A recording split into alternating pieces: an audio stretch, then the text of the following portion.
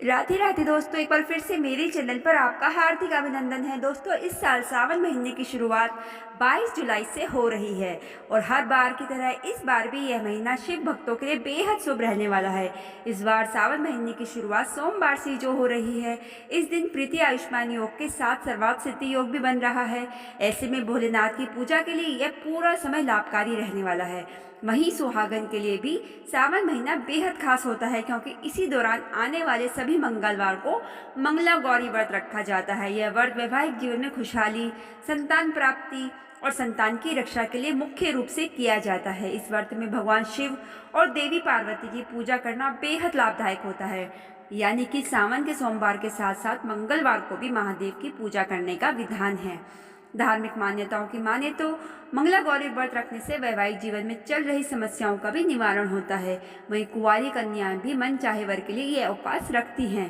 इस बार सावन महीने में 4 बार मंगला गौरी व्रत रखा जाएगा। ऐसे में व्रती महिलाएं मंगला गौरी व्रत कथा को जरूर से जरूर पढ़े और या तो हो सके तो सुन ले।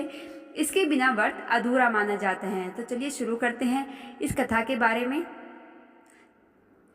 मंगला गौरी व्रत सुहागन महीना के लिए एक बेहद खास होता है। यह उपवास पति की लंबी आयु के लिए भी रखा जाता है।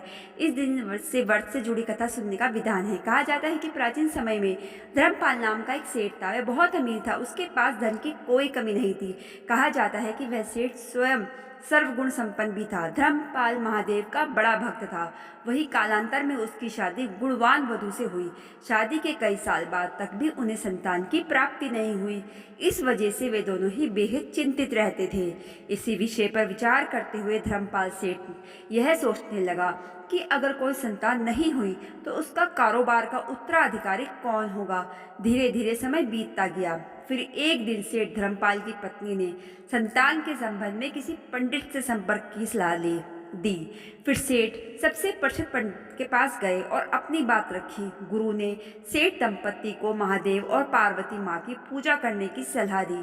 पंडित जी की सलाह के बाद से सेठ धर्मपाल और उनकी पत्नी ने भगवान शिव की विधि अनुसार पूजा उपासना की। उन दोनों की भक्ति से प्रसन्न होकर एक दिन माता पार्वती प्रकट होकर बोली, हे देवी, तुम्हारी भक्ति से मैं प्रसन्न हूँ। जो वर मांगना चाहते हो मांगो। माँ पार्वती की बात सुनते ही सेठ धर्मपाल की पत्नी ने देवी से संतान प्राप्ति की कामना की। इसके बाद पार्वती जी ने उन्हें संतान प्राप्ति का वरदान दिया। हालांकि संतान अल्प आयु था।